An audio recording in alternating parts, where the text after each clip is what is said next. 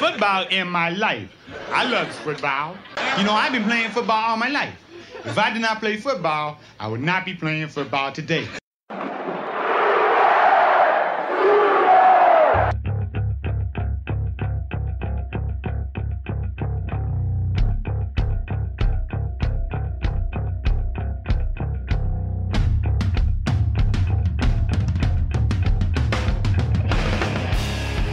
Hey, Sooner football fans. This is your Sooner Football Fans podcast, and you got Terry and Rob here. Boomer up. Boomer Terry. And while you're at it, guys, hit that subscribe button, follow button. We're on iTunes, Spotify, SoundCloud, Google Play Music, everywhere you listen to podcasts. And also go check our videos on YouTube, on our YouTube page. Follow us on Twitter. Like us on Facebook. Did I miss anything, Rob? I think you got them all. I can't imagine anybody having all those, but I mean, I just barely do the Googles. Yeah, I know. So. you don't do the Googles. Well, right. Also, go to our webpage, www.soonerfootballfans.com, and you can fill out the form to be on the podcast. We're going to be scheduling fans back on here real soon. You can check out our tailgate page and what's going on with that, and also our blog.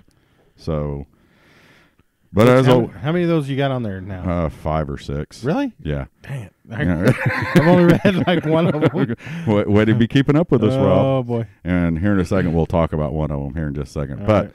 Remember, Sooner Football Fans is not affiliated with the University of Oklahoma. But we do have eligibility left. So, Sooner fans, we got a treat for you. Get out your pen and paper. If you're driving, just remember where you're going at.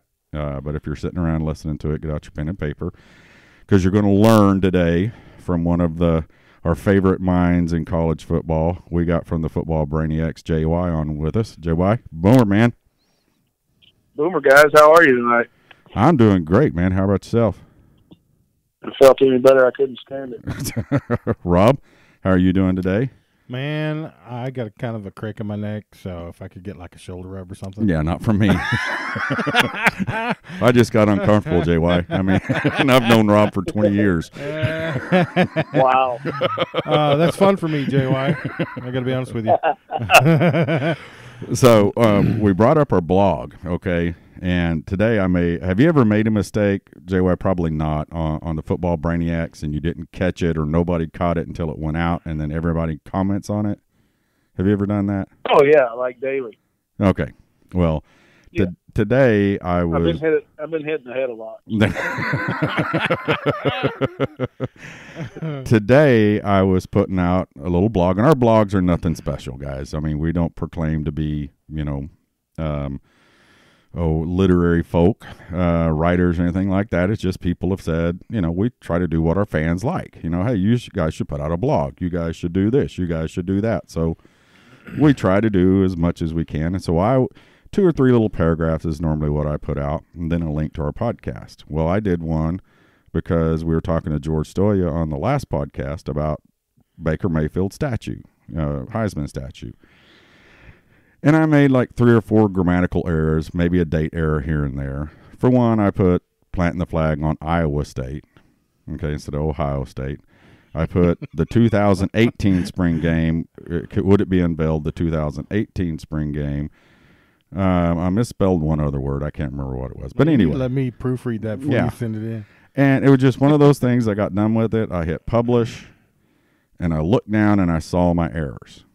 Okay? I was like, oh, crap. I should have proofread this before I hit publish. So I go and change it. Takes me 5 minutes to change it, if that much. By the time I got out there and got onto Facebook, where it had published to, there were already comments on every mistake I made by like 10 different people. Hey, those grammar Nazis are out there, man. They will get you. It was that quick, JY. It was crazy. I was like, man, well, for one, at least I know people are reading it. But, Man, I tell you, the grammar police are vicious. They will tear you to shreds. Yeah. So I'm sorry out there if you're a reader and a listener. I screwed up. Next time I will definitely proofread it a little bit better. So Well, see, the good news on that is though that people are reading it. Exactly. That's kind of what I thought. It was like, well, I mean, in 5 minutes, I get 20 comments on how bad it was. At least hopefully they'll, maybe they'll go back and click on it, on my next one, on our next one, just to see if there's any errors on it there, and they'll just keep going. That's, that's just the wait. hope. I'm going to get you on the next one. Yeah, probably. So, first off, JY, condolences to you and your Kansas City Chiefs. I was rooting for him. Rob was not. Rob's been saying forever now he's been going for the Patriots since they got back in it, which really, I don't care. I don't have a dog in the fight. So, you got to tip your hat to those guys. I mean, they've been on a 18-year run. That's pretty unprecedented. Yeah, it's ridiculous. So, it'll probably never be matched again. But man, I say I'm a Chiefs fan. They're probably my second favorite team. Obviously, I'm Steelers all the way, but I think with pro football, everybody has their fallback teams, and the Chiefs are definitely one of mine. And Mahomes is just tearing it up this year. Yeah, he is. He's captivated this town, that's for sure. Yeah. And plus, we were looking forward to, if you guys won the Super Bowl, me and Rob were going to come up there and take up residency while they were giving away the free beer. Well, I mean, that's why I said assemble the horde, man. We got work to do. I think Bud Light's giving out like free beer to the whole city or something. Yeah. I mean, is that is that just a beer or to everybody, or I would imagine it wouldn't be more than a beer. I mean, I know some boys down in Seminole County down there could drive tank trucks. I mean, we can make things happen. Exactly. Serious stuff now. Well, wasn't it Bud Light put out the unlocked free vending machines in Cleveland when Cleveland won their second game or something like that, or if they won 5 games, they put out beer vending machines. I think it was their first game. Yeah, they just won a game. Yeah, and they put out beer vending machines that when they won, they were unlocked, and you could go get a free beer. So was there just like a dude standing there to replace? Because I can't imagine that lasting very long. Wow. But I saw that post, and it was like, man, Chiefs win, they get free. The town gets free beer. The population of Kansas City would have tripled in a day. So, of course it would. It'd become bigger than Chicago at that point. Yeah. Did you watch any of the Pro Bowl today? Oh, like 3 plays. Yeah. It's worse than it's becoming worse than the NBA All-Star game. It's just not. Yeah, and I've been watching Twitter all week too, and everybody's been complaining about when Sean Taylor knocked Brian Moorman out. The punter. Oh yeah. 2000, whatever year that was, and if you look at it, that guy was pretty close to getting the first down, and he just KO'd him. Yeah. So. Yeah, and then people, complain that it's not a serious game, it's not this and it's not that. But I fall back on mine and Rob's days of the baseball All-Star game when Pete Rose took out the rookie catcher that made the All-Star game. You remember that, Rob? Mm-hmm. Came around third base, and dude was standing in the baseline. Hey, things change over. At some point, things change from this is serious business to, hey, I might pull a hammy, so I'm not even going to run hard. All-Star games they were competitive back in those. Now they're just for show. There's no. What I do like, and I did watch earlier today, is the skills competition. To me, I think that's what the NFL ought to do, is just name them all pro and then just have these skill competitions and do that. Well, now as much, money is at stake, I think the players and the executives and everybody else would probably like that better anyway. Yeah. And the winning team or the winning conference each player got $7,500 if their team won, and the losing team got nothing. So they were pretty serious about it. You wouldn't think they would be like $7,500 as a pay cut for most of them, or that's probably what they pay to have their lawns mowed. Well, I mean, if you're paying a guy just big money and he goes down in that Pro Bowl, there's absolutely no reason for him to. Yeah, I thought the skills challenge it's fun to watch. The guys get competitive in it, and and it's fun, competitive, and it's a good, it's enjoyable to watch instead of watching the football game, which is just like, ugh, it's not really even football. But how about the Senior Bowl? Did you catch any of the Senior Bowl? Yeah, I tried to watch a little bit of it because I wanted to see Drew Samia and Ben Powers in there, but it's hard to figure out because they had seemed like the Sooner guys. A couple of them were on the North squad. Yeah. So I didn't quite understand that, but I don't know how it is. Is it where they're from? Where they're from when they get out of high school? Is that how they're determined whether they're North or South, or is it the college? I always thought it was the college, but it may be they just, they may just shift it around to make the teams even, I guess, what it might be. Yeah. Instead of, if they don't have enough guys out of the North to fill an offensive line, they pull them from the South. Well, I heard Ben Powers did real well. Yeah, Powers, they were, I guess he was through the, because really with the evaluation time, the game is one thing, but the evaluation is their practice. And from everything I saw, he was tearing guys up in the practice sessions. Yeah, he's a player. Yeah. He's really good. I couldn't, I put it out on Twitter. I couldn't watch very much of it. I stopped, when it got close to halftime because all I kept thinking about was Reese's Peanut Butter Cups. Because, there was a big Reese's logo. There was Reese's on their jerseys. I was like, man, I need to go to the store and get me some Reese's. So I had to turn the thing off. But it's not very fun to watch. But, what other choice have we had the last couple of weeks, Sure. all-star games, but yeah, I got to admit, I've been pretty depressed. The Sooners lose, and then the Chiefs get beat, and next week's Super Bowl. But I hope they both lose. Yeah. Well, hey, you got more football than I did. The Steelers this year didn't even make the doggone thing, the playoffs. So I was done.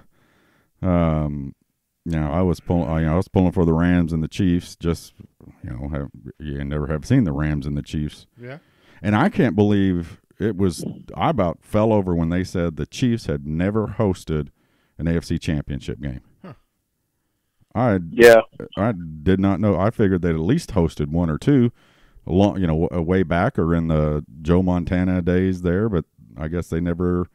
They were either playing them away or. Didn't make them at all.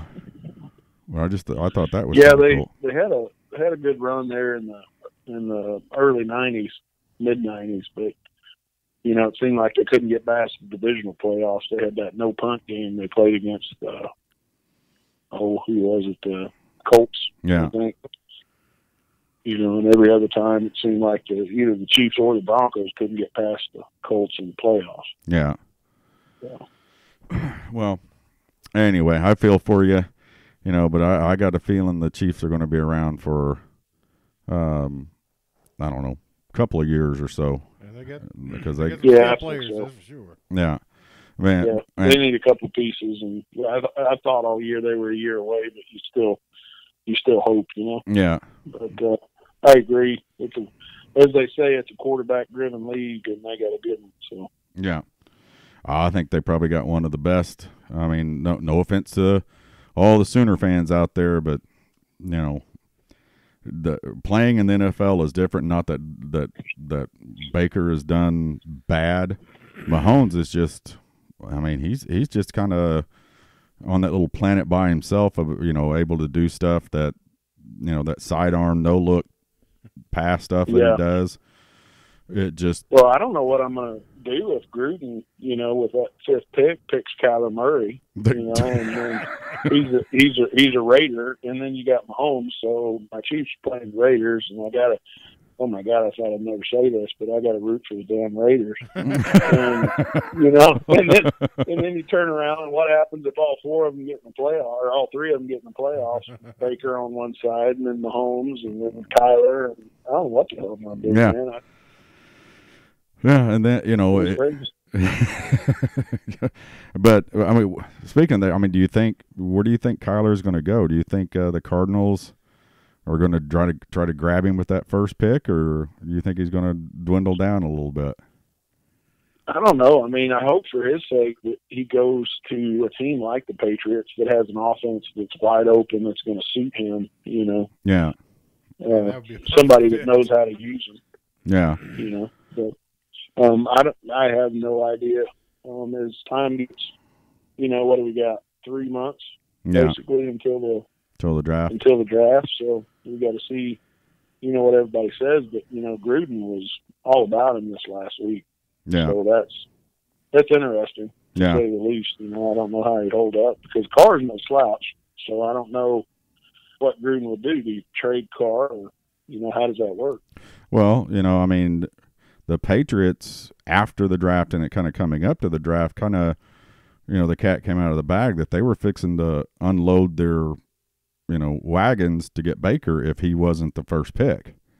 Right. I mean, that kind of came out that they were going to trade up and get, maybe that's what Gruden's looking at is going, hey, I can shift some people around to start, to, like I said, trade Carr, put him up and say, I just want to do something completely different. And speaking of Gruden, I was watching an old, the quarterback show he did on ESPN with the number 1 draft picks that are coming out. Yes. And the one with Sam Bradford, he loved, he talked about it. He goes, he loved the no huddle that Oklahoma ran.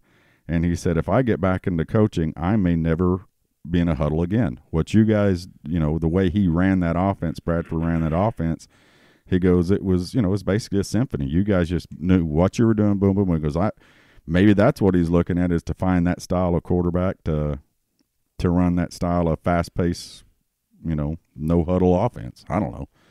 But I like Gruden. Yeah. I don't like him with the Raiders, but I did you like him as a commentator, Rob? Yeah, I liked him. But I went out to the Raiders. I was like, ugh. I don't mind him at the Raiders either. Of course you don't. How about your Cowboys, Rob? Hey, I think they should trade Dak off and take Kyler's. But well, anyway, we asked JY to come on the podcast, and he has his stuff on the Football Braniacs, Trenchwarfare, and on January 12th. You talked about the very subject that you put an article out that was very well written. There were no grammatical errors, missed dates. Yeah. But that talked basically, talked about just what we're going to talk about, the offensive line, which was a hot topic. People were concerned, talking about the offensive line, replacing them, and then the news that Grinch came in and everybody got to talking about that. And then the closest thing to the second coming happened, which was Jalen Hurts coming to Oklahoma. And now that's all everybody's talking about. And the offensive line has been kind of pushed to the third or fourth topic. But for folks like I know you, JY, and myself and Rob, the offensive line is the heart and soul of this offense, or any offense. And it has been the last 2 years. They were the Joe Moore Award winner this year for the best offensive line. They were the runner-up the year before. And now we've got 4 guys gone. Ben Powers and Drew Samia, they both graduated. Cody Ford and Bobby Evans declared, which leaves freshman mountain man Creed Humphreys sitting there. What's going to happen? What's we've got Bedenbough. What do you think Bedenbough's going to do? What are your thoughts on this stuff? Well, the good thing about Coach Bedenbough is over the last few years, he's been stockpiling young talent that's very versatile. I didn't expect everybody to leave this year. I knew that Ben and Drew were going to exhaust their eligibility. And I've always maintained that Cody Ford was Oklahoma's best lineman up until he got hurt against Ohio State in, I believe it was 2016. Yeah. I think. He was really, really good and playing really well. And you remember they went right down the field against Ohio State, and he gets hurt, and the offense kind of didn't perform as well as they did. But I mean, I knew Cody was good, but I didn't expect him to have the type of year that he had. I mean, he had that good of a year. And you look at the versatility that he has, and that's kind of a example, a microcosm of what Bedenbough does. He takes a guy that is, Cody's 6'4", a guy that's athletic enough to play out at tackle, but strong and powerful enough to play inside. And he gets all those guys that played tackle in high school, like Cody did. Creed Humphrey played tackle in high school. Several of these other guys that are on campus right now played tackle in high school. And he gets them on campus, so in case of emergency, they've got enough length and athleticism to play outside. But you look at these guys like Creed Humphrey and Tyrese Robinson and, Cody Ford, and even Drew Samia. I mean, Drew came in and was a 4-year starter, but he started at right tackle. Yeah. And then he kicked inside a couple years later to guard. So, it's going to be a wide open competition going into the spring. And it's going to be a dogfight because there is so much talent that, channeling my inner Gunnery Sergeant Hartman, he's going to weed out all non-hackers that don't pack the gear. I mean, it's going to be interesting. I can't wait to get down there and watch that spring game because, it's going to, I don't know if we'll be able to see a lot as fans being outside of those practices, but it's going to be interesting to see who lines up where. Yeah. Now, I mean, who do you think out there? I mean, it's all young talent that we've got sitting in there too, isn't it? That coming up to fill the spot. It's like redshirt freshmen and freshmen. We don't have very many. Well, you got Creed Humphrey he's a redshirt freshman this year, so he's going to be a sophomore, right. A third-year sophomore. You got Eric Swenson, who was a Michigan commitment up until he flipped to us. And, I think he's going to be a junior because he redshirted. So you got him. You got Bray Walker, who's going to be a redshirt freshman. So he'll be a second-year freshman, Daryl Simpson, same thing. You got Tyrese Robinson and Marquise Hayes that are going to be, right there, same boat as Creed Humphrey. They're all going to be third-year sophomores or second-year freshmen. They're all right there in that same boat. And then the wild card to the whole thing, you start hearing that Michael Thompson, who was the best defensive line recruit the Sooners got, they ended up possibly looking at moving him to offensive line. So where does he fit in? Because if he's athletic enough to play defense, for sure he can play tackle. Yeah. And he's just as big as Bray Walker. I mean, he goes 6'5", 330. And that's right in there in that same kitchen as Marquise Hayes, Creed Humphrey, and Bray Walker, and all those guys. I mean, realistically, you could have an offensive line that averaged like 6'5", 320, 330. It's crazy. Good Lord. Good boys. I mean, think about that. Yeah. Oh, yeah. And you talked about it last year and this year that Bedenbough has maybe the knack better than any offensive line coach that we've had here in a while, maybe better than anyone in the country, of not putting the best player in that position out there, but putting the best group of 5 men out there that work and communicate together. Yeah. And watching, reading the stuff when the Joe Moore Award, that's the people that voted on it, and the main guys talked about the way this unit worked together. It was almost seamless. They were in the right positions. They knew where to go, what to do, and then plus they were putting guys flat on their backs, game in and game out. And that, I think, is what Bedenbough, I think his knack has been the last couple of years. It's not just, hey, we got the biggest, baddest dude at left tackle that we can put out there. Well, if he can't fit into a group of other 4 guys, the biggest, baddest dude may be sitting over on the sideline until he can get that chemistry gelling with the other 4. Yeah, absolutely. You got to have that. You got to, offensive line is, and I doubt many people have heard it put this way, but offensive line is so similar to the group of people that play in the secondary. Yeah. That they have to function as one unit, because if one guy does something wrong, you get a bust, you get your quarterback hit, you get your, You get your running back hit, you don't have enough time to throw, all that type of thing. And on the flip side of that, in secondary, if one guy goes the wrong way or they double team a guy and leave somebody else wide open, then you end up giving a big play and missing tackles and long runs and things like that. So you got to have a guy that's going to fit in to the group the best. Right. And a lot of times, you look at Cody Ford, you look at Drew Samia, you look at these guys that have played multiple positions. Some of these kids come out of high school thinking, tackle's where the money's made, so I'm only going to play tackle. Well, you may or may not get that opportunity at a place like Oklahoma. You're going to play where if Coach B thinks that, he's got somebody a little bit better, he wants to stick out at tackle and he wants you on the inside, or on the flip side of it, if, you wonder how the offense is going to go now with a guy like Jalen Hurts. I mean, that guy's 6'2", 225. I mean, he's huge. Yeah. So, and he runs a lot of that quarterback power and a lot of that kind of thing. So they're going to have some horsepower in the middle, because you're going to probably see a lot more of the quarterback run game that you saw. I mean, Baker's good enough size, but he's not huge like Jalen Hurts. And he's way bigger than Kyler Murray. So, I think that some of that's going to roll into how Bedenbough builds this offensive line. How does he set it up?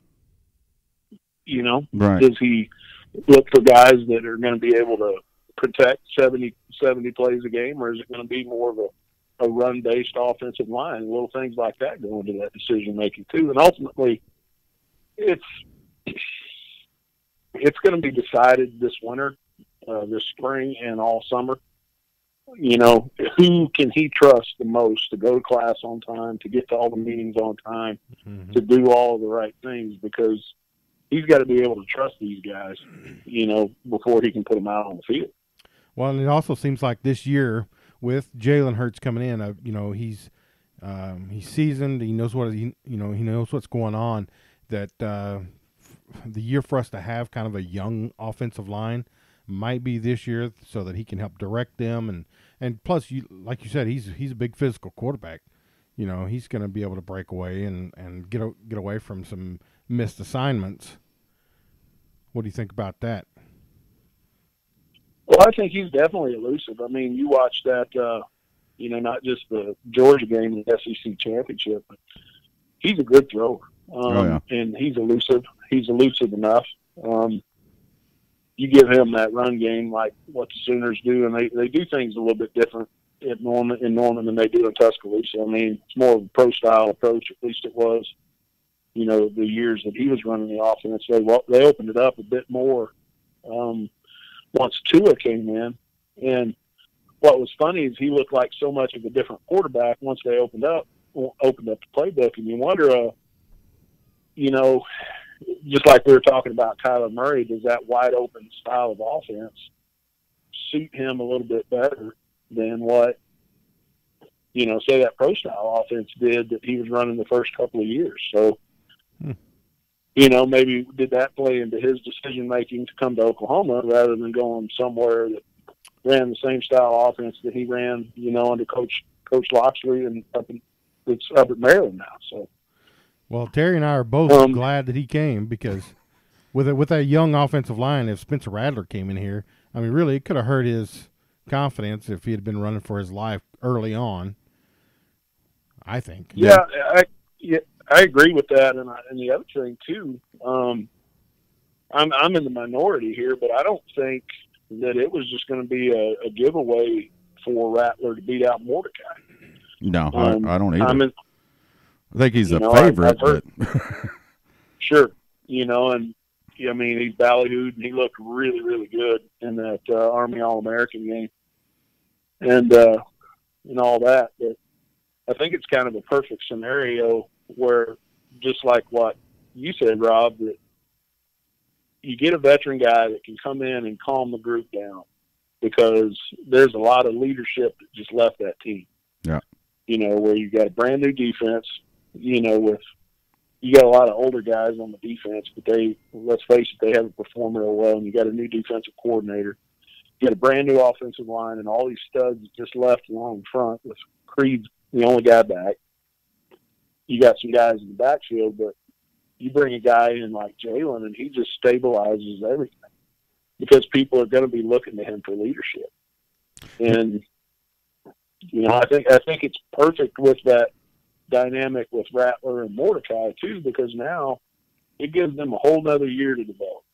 And it gives Rattler a fighting chance, because if he gets on campus and he doesn't beat Mordecai out, then what happens?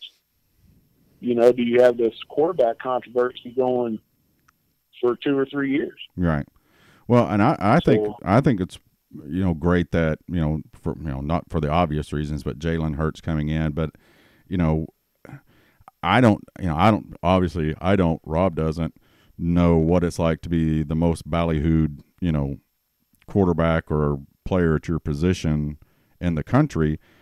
I'm not saying anything against Spencer Rattler. I don't know him, never have met him. Yeah, but you're kind of down in my quarterback skills. Okay. I'm just saying he's kind of picking on my quarterback skills, JY.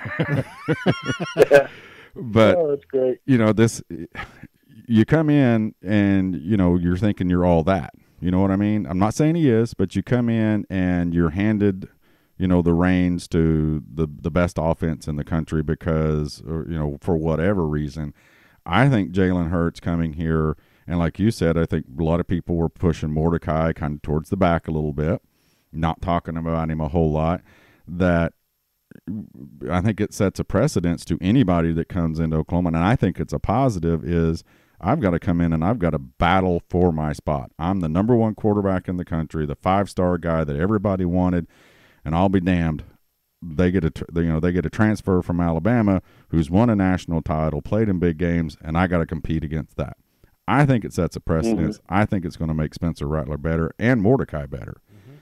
Because you walk in here, I know what I was like when I was 18. If they walked in, here you go, it's yours, you're going to have that little bit of or you're liable to have that little bit of a cocky edge to you that you really don't want. You want that competitive edge, not a cocky edge. You know what I mean? Right. Well, he seems a little bit. Go ahead. Go ahead, Ross. I was just going to say, I haven't seen a whole lot on him, but Spencer does seem to be a little humble, and I think Jalen appears to be the same. Yeah. So hopefully the two will rub off on each other, and But I think I said this in our last couple of podcasts, JY, is that I think everybody's like, why would he come to Oklahoma? Well, he wants to play for a championship or anything else. I'm a 100% believer that this guy, Jalen Hurts, came to Oklahoma so Lincoln Riley could put him in the NFL, because the last 2 quarterbacks Lincoln Riley has had, one was, not big enough. He was arrogant. He's a smart mouth. Look what he's doing in the NFL right now as a rookie. And then, everybody was talking about Kyler going to play baseball and Well, by the end of the season, all the NFL scouts are going, this kid can play NFL. And so now he's in the NFL draft. You're sitting on a team where, okay, you got beat out or whatever you want to say in Alabama. He's got a place to go play. This guy wants to play at the next level. Where else are you going to go except for the quarterback, the guy who's coached the number 1 draft and probably in the number 1 draft pick, a year ago, and probably a top 10 pick at quarterback this year? It's a no-brainer. Yeah. I'm going to, put me in the NFL. Do what you did to these guys. And I think from what I've seen and heard and read and everything else about Jalen is that's the type of competitor he is. He's coming in here to make this team better, to compete, and not just for another Big 12 national title, whatever you want to call it, but he wants to compete and get better to play at the next level, and I think Lincoln's the guy that can do it. And I'm okay with it. Yeah, and I think, don't think for a minute, too, that he doesn't want to crack at his former teammates. Oh, yeah. Because there's and this is the one team that can provide him that opportunity. Reading about him and watching him and the way he carries himself, he probably has a little bit of something to prove to where, hey, Baker couldn't beat these guys. Yeah. Tyler couldn't beat these guys. But now guess what? I can. Yeah. So, that's an interesting dynamic. We all as fans can sit back and fantasize about, would it not be awesome if Jalen Hurts would win the Heisman Trophy next year? Okay. Oh man. Oh yeah. Yeah. And because he was even as a backup at Alabama, he was 9-1 odds to win the Heisman this year. When he came to Oklahoma, he jumped up to 6-1, and it's probably better than that now. But if him, if he's in New York and wins it, or even if he just gets to New York and then ends up playing and beating Alabama, somebody would have to make a movie about the last 3 years at Oklahoma. That would be pretty good. Yeah, I mean, it just Lincoln said it tongue in cheek, but it was a recruiting statement he made up at the Heisman Award. We've been here so much the last couple of years, we're going to have to start paying taxes because he was up there with Baker and Dede. No, not Dede. Yeah, Dede Right. Westbrook. And then up there with Baker, and now up here with Kyler. Now he's going to have to go up again. If he matches Baker's season, or if he matches, comes close to matching, it's going to be a completely different. Well, not completely different. I think there's going to be a lot more quarterback run game in it, because I think Jalen is a bigger, stronger back. And he does not have this the sliding skills of Kyler, but it's not in his DNA to run out of bounds or slide. It's in his DNA that I'm going to lower my shoulder. I'm bigger than the corner. I can get 4 more yards. Mm-hmm. That may be where he's the size of most linebackers. Yeah, that may be where Lincoln Riley comes in though and says, "Listen, I know you can do it. Yeah, we don't need you to do it." Right. The only thing, and Rob disagrees with this, the only thing I don't like about Jalen Hurts is that he cut off his dreads. I like that. I like that predator stuff coming. Look coming out of his helmet. It's like, dude, you were a bad looking man with all that coming out of the helmet, and now you take it off and he looks like an attorney. Well, the dreads are like primer gray. It makes you go faster. I'm gonna tell you something. He is popular on campus. So I bet. What's it like down there right now? I'm 5 hours away. Is it like Jalen mania down there? Oh yeah. Well, yeah, I've only seen him once, but so I know the guy that manages all the Chick-fil-A's. And the one in the Union, he told me that Jalen was in there the first day he was on campus, was in the student union, eating a Chick-fil-A, and was mobbed to the point where they had to call the police to come in there so that he could get out. And then he was at the basketball game yesterday. Was it yesterday? Yeah, yesterday. Yesterday, and there was a line from his seat all the way up to the top of the concourse, people in line just wanting to meet him. Yeah, it was like a funeral viewing. People just going down just so they could see him. Hi, Yep. And so he's popular man on campus right now. Wow. Yeah, and everywhere you go, you hear in town, like we go to, Louis on Thursday nights, and when it was announced, the managers there at Louis and a couple of the waiters that we've gotten to know and talk to. That's the first thing that came up. Was, hey, well, what do you think about Jalen? It was like, where's the bad? Yeah, I don't see any bad in the situation for us. But the other thing, though, back on the offensive line, that as I was getting ready to this week, we talked to you about doing this podcast. I kind of watched some things a little bit more. Is how athletic these big men in this offense have to be. There are so many pulling plays. It's mind-boggling that pulling a guard and tackle back, weak side, backside guard and tackle to come around on a lead play or a screen. It's just these offenses now for offensive linemen aren't line up and slobber knock the guy across from you. It's you got to be nimble on your feet and get around that corner to get that edge. And as to see these guys move like they do is incredible to me. Yeah, did you see the tweet with that big long run that Trey Sermon had and Cody darn near outran him in the end zone? Yeah. Yeah, it's crazy. Just that you know, and I know it's the hard work and it's the diet and it's the, you know, the workout regimen and everything else that these guys on and the amount of time they put in the weight room, but it's just phenomenal, you know, that these guys can move like that. You know, and I'm 52. Yeah, I'm 52 years old, and I grunt getting up out of a chair. Yeah. Yeah, definitely. Rob, what are you laughing at? Rob is sitting over here giggling at himself. He's with his phone, and I don't. Oh boy. Nothing. But I mean, you know, the thing that jumps out at me now, you know, with the whole Michael Thompson dynamic is before I was thinking, you know, if they take Adrian Ely and Bray Walker and put them out at tackle, you know, you hear rumors about Bedenbough wanting to put Bray Walker down inside, then who do you put in there at guard? But if Michael Thompson does make that switch, you know, I think that a guy like Marquise Hayes is a guard, and then Michael Thompson with his size, you know, and power and athleticism could potentially be another guard.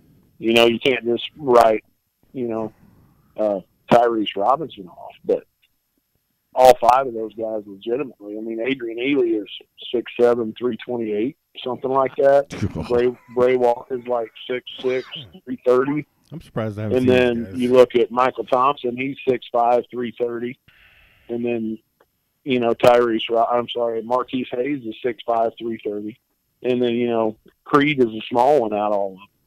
At 6'4", like 325.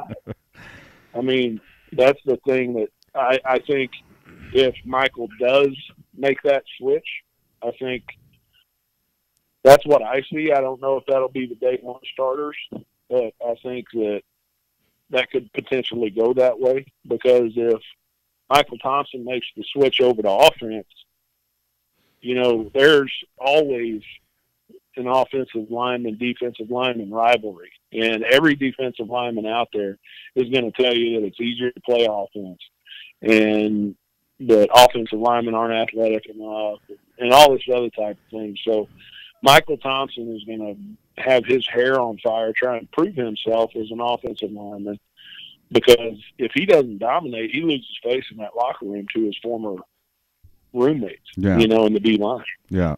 So, you know, there's a little bit of that going on.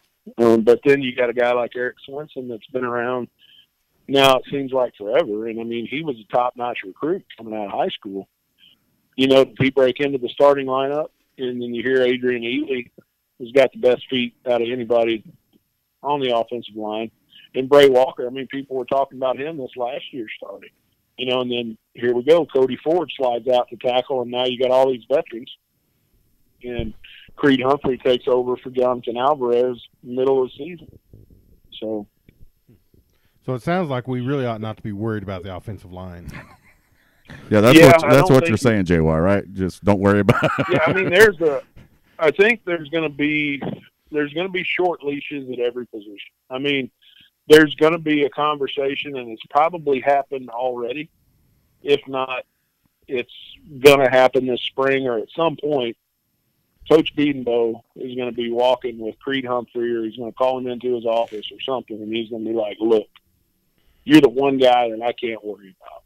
You're the one guy that you're not allowed to get hurt. If you're spitting blood and you got broken ribs, you're still playing. Yeah. I don't want to hear it. You know, in all honesty, he's probably that guy. He don't want to come out. You know, and that'll be the one conversation that nobody ever hears about, because they swear him to secrecy. Right. But you've got these others. That is the only spot, in my opinion, that is pretty much set. You know, so everybody else is going to be in flux, and all of them can play different positions. So, you know, where does Daryl Simpson slide into it too? Because I mean, he's 6'7" and 330. So, you know, you can't count him out. You can't count Tyrese Robinson out. I mean, he's only 6'3", 330. I mean, he's a little guy, but yeah, he's tiny. You know, right? He should be. They should move him out to the split end. Tight end. Yeah, tight end, split end. You know, slot guy. Put him at the slot. Right. So the cupboard is absolutely not bare.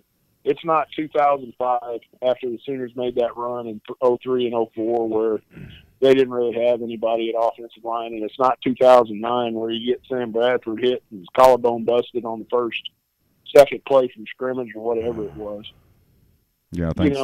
And that was, a defense for the ages in 09, but you didn't have an offense that could do anything. But,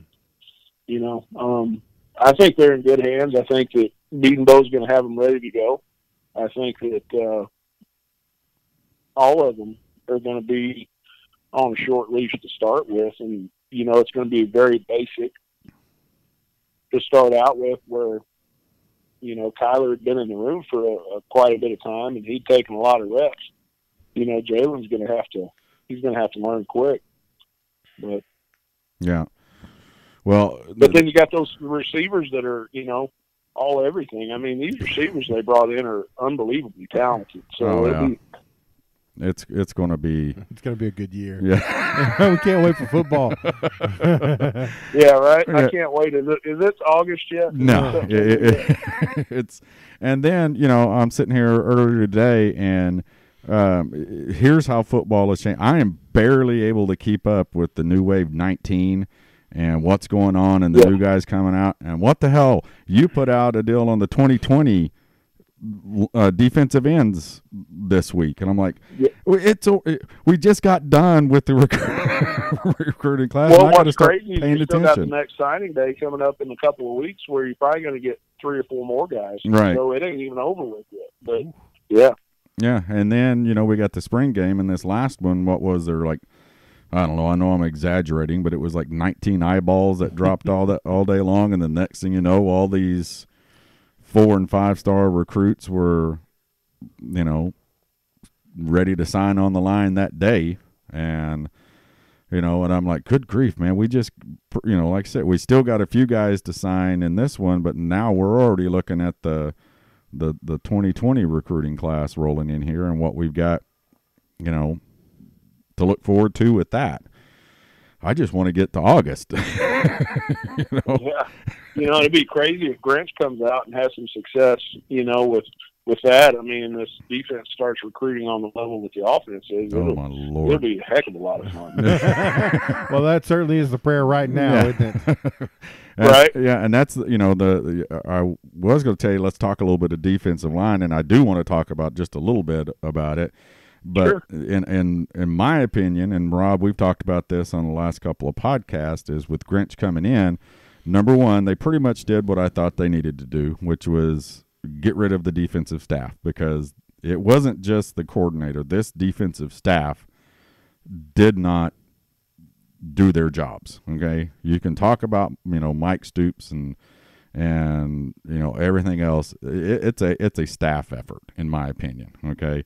And with that being said, the guy, Kish resigned, the guys left, but we all know, kind of how that happens. You might want to look for a job, and you bring Grinch in, he brings his own, position coaches in.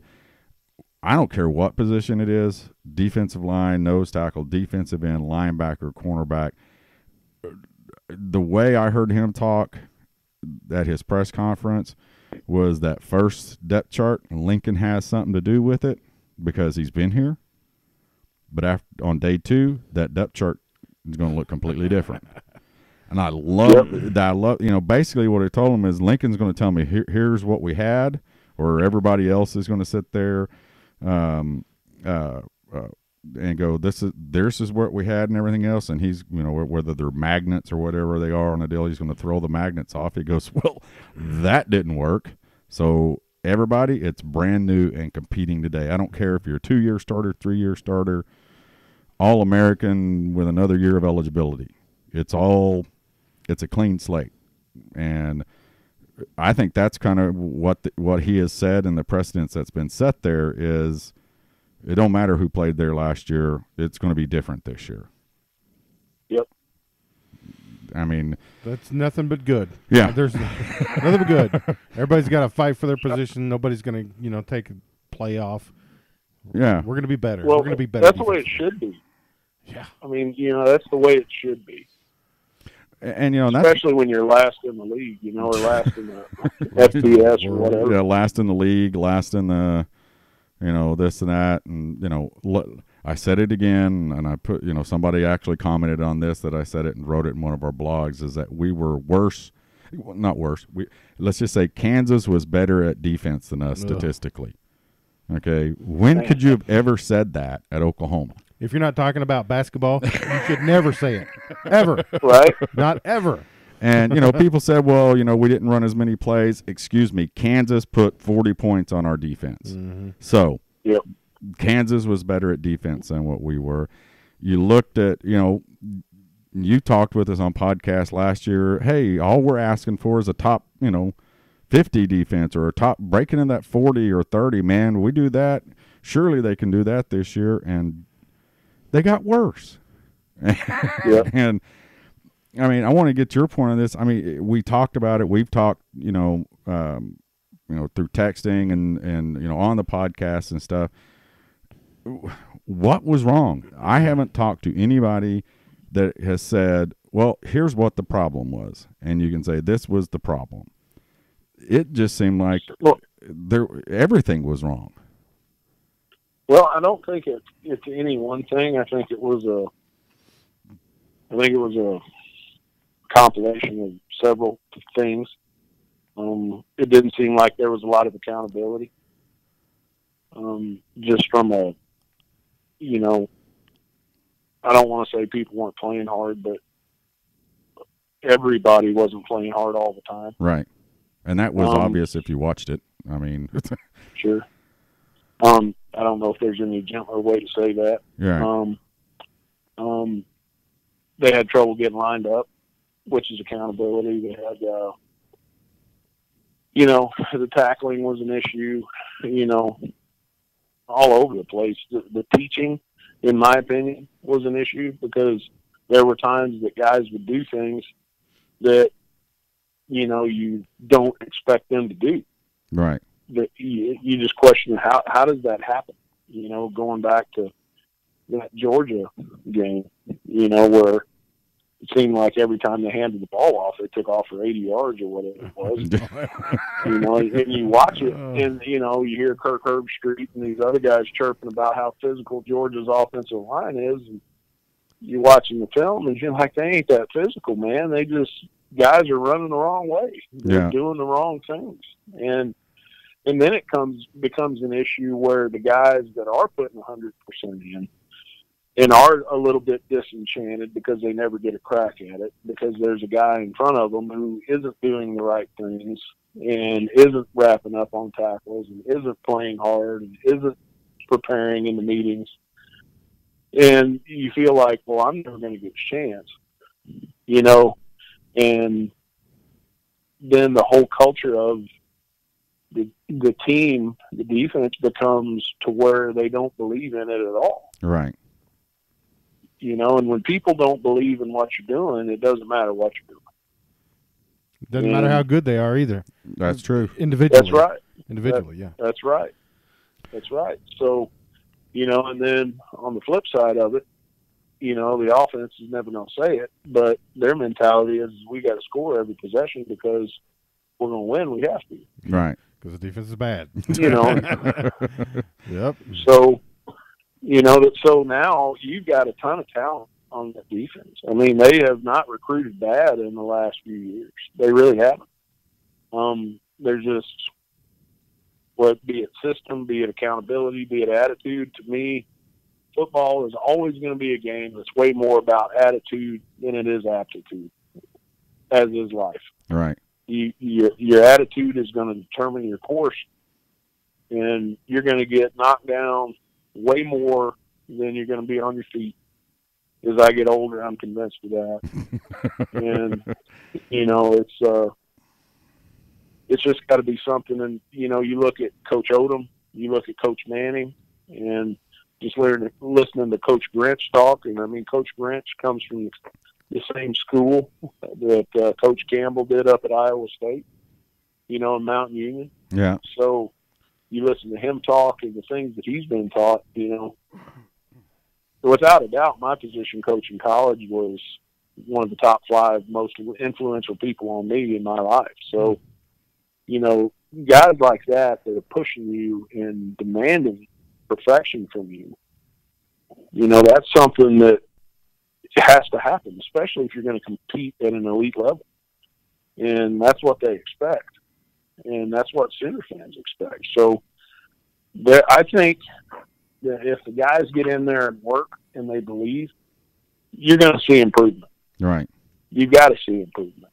I don't see that there's any way that it's possible that you don't see improvement.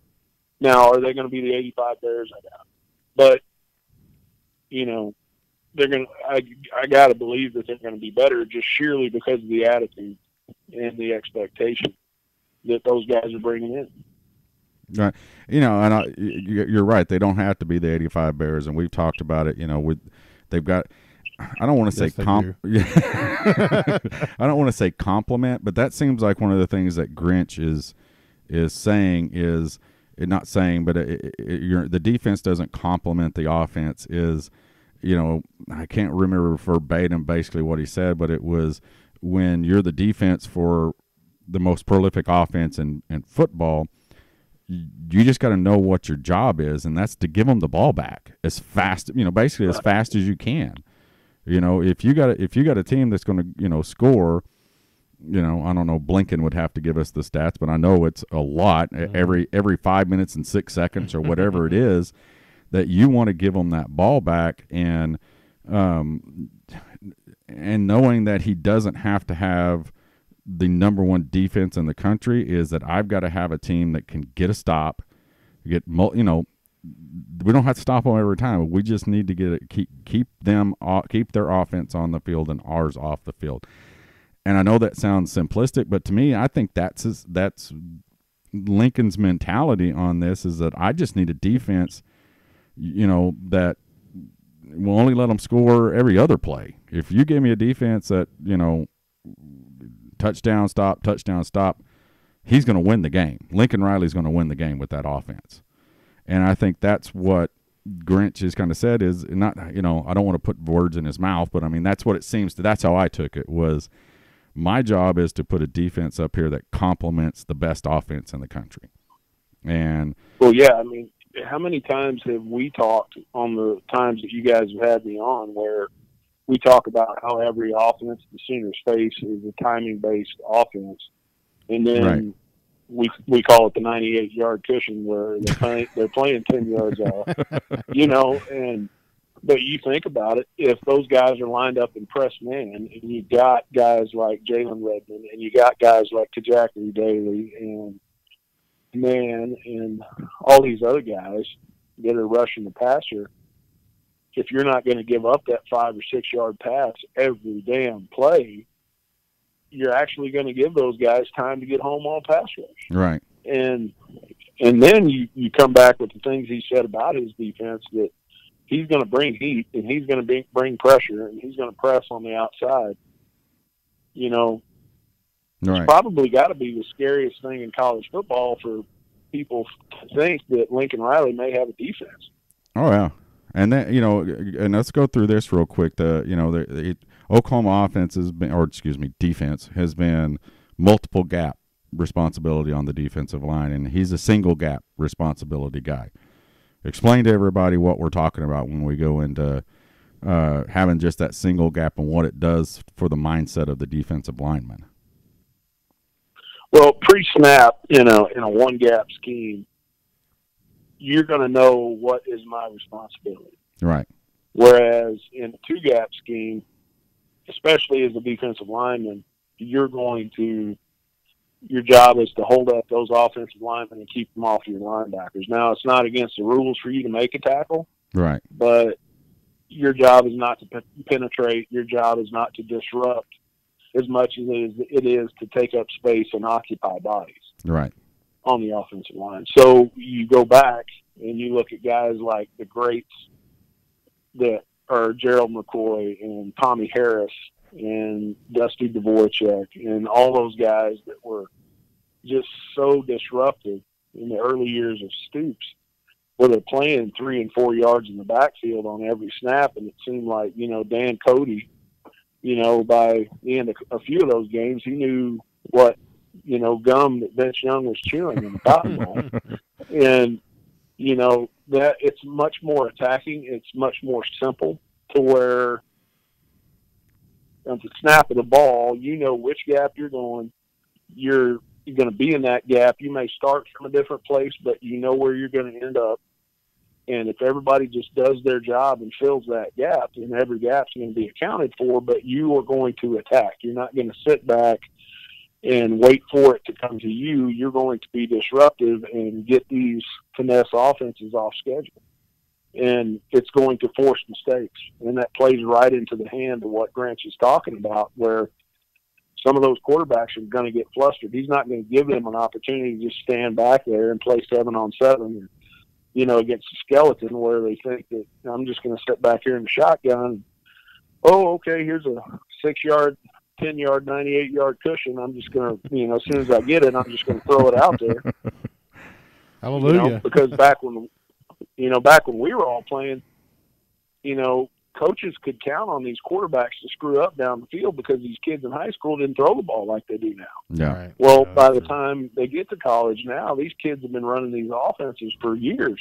This is what they do. They're not going to make a mistake. So I'm excited. I can't wait to see that spring game and see what they do. Yeah. Well, and again, you know, like I said, the gap, the single gap and stuff, and I went back and read articles when he was at Washington State and what he did, you know, the quote downhill defense, the attacking speed defense, and that's what they called it. And he didn't even know who named it that up at Wazoo. It just got the name speed defense. One of the assistant coaches said it one time and it stuck. And it is always attacking, fast to the ball, wherever the ball is at, and it's not the linebackers or the defensive ends or the corner. It's everybody to the ball, speed defense, get there, be disruptive.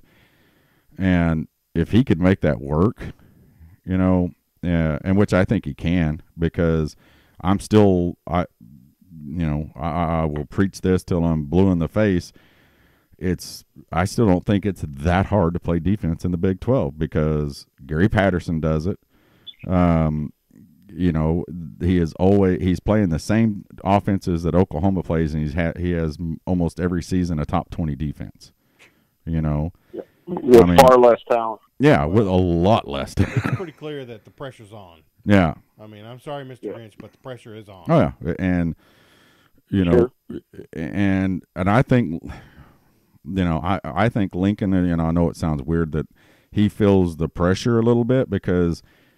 And I'm not saying that in a bad way. I think it's a personal pressure and a professional pressure of I've had the two best offenses in the country the last 2 years. Mm-hmm.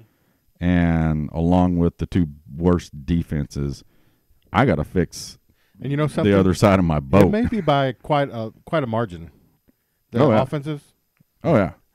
I mean, I know that Alabama's offense was pretty decent and Ohio State's was pretty decent. But our offenses the last 2 years have been better by quite a margin than everybody else. Yeah. You know, but every time they talked about Oklahoma, it was Oklahoma's offense is going to get theirs. Can their defense get a stop? You know, can they get off the field ever? And it held true against Georgia last year in the Rose Bowl, and it held true against Alabama. I mean, that Alabama game, I mean, it ended up being better than what it could have, you know, looked like it was going to. But most of that was because our offense could score quick enough. Once they got in the rhythm and got the butterflies or whatever it was in them out, they were doing the things that they did all year long. Just couldn't get that final stop or two. Yeah, and that's all they needed. They just, you know, as well as the final score, 45-30 or whatever. Yeah, 45 to 4 or bad as that first 36. Quarter was. Yeah. You know, as bad as that first quarter was, if you only go down 14-0 there, you know, something like that, you know, you come back and win pretty good. Yeah, I mean, you know, it's just And it's interesting. Yeah, we've talked about, the Rose Bowl last year and how Oklahoma dominated the first half of the Rose Bowl game and then defensively fell apart in the second half. It was just the opposite this year. The defense fell apart in the first half, and it was almost like Oklahoma played the same game except backwards. The first half was terrible, but the second half, we were down 28 to nothing, but from that point on, we outscored them. I think it was 34 to 17. Something like run. that. Yeah, something like that. Yeah, because you just flip the quarters. If this team ever had a defense that could put together 4 quarters, or 3.5 or 3.25, I don't care, 3, just be good enough. But anyway, well, Rob, you got anything else you want to touch on with JY? That's all. I just want him to say that the offensive line is going to be good, and I'm ready now. JY, you said it. You got Rob's hopes all up. Well, I think with as good as Bedenbough is and the culture that he's created at that position, this is going to be the first year that he's had all his guys. These guys that he has now are all the ones that he has recruited. This will be the first year that he's had that. And not to say the guys that he didn't have before weren't damn good, but, he knows what he wants. He knows how to build it. He knows how to teach them, and he knows how to motivate them. And, if there's any group on the field, don't get me wrong. They got something to prove. They got to come out and get it done. But I think with the mentality they have in that room, I think they're up to the challenge. And watching the film on these guys and just stuff that you hear about them, they all seem like good kids and hard workers. So I think they're going to be up to it. Well, we're hoping so. And, it's the worst time of the year, which means it's not football season. So yeah, it sucks. It's cold. Yeah, it's cold. But JY, hey, we appreciate it and look forward to talking to you again and getting down here for the spring game. We're still working on some type of tailgate event for the spring game. So we'll let everybody know when that stuff comes out. Well, maybe we need to do, you guys have volunteered for some demo videos. Maybe we can demonstrate the 1 gap versus 2 gap. There you go. What that means. I can fill a gap now. I can fill a gap. There you go. 2 gaps, Rob. You're a 2 gap player. I'll have to fall down to fill 2 gaps. Nice. But hey, JY, we appreciate it as always, and we'll do it again soon, all right? All right, thanks, fellas. Have a good Boomer, night. man. See ya. Boomer. Yep. But when I play football, I'll make sure that I always wear protective gear, such as my helmet and them shoulder pads. Anyway, the most important piece of equipment is called the cup. Now, it ain't no Dixie cup, and it ain't no coffee mug. And you certainly won't want to be drinking nothing out of it. Thanks for listening to the Sooner Football Fans Podcast. Sooner Football Fans Podcast is hosted by Rob Mixon, Terry Long, and occasionally Caleb Long.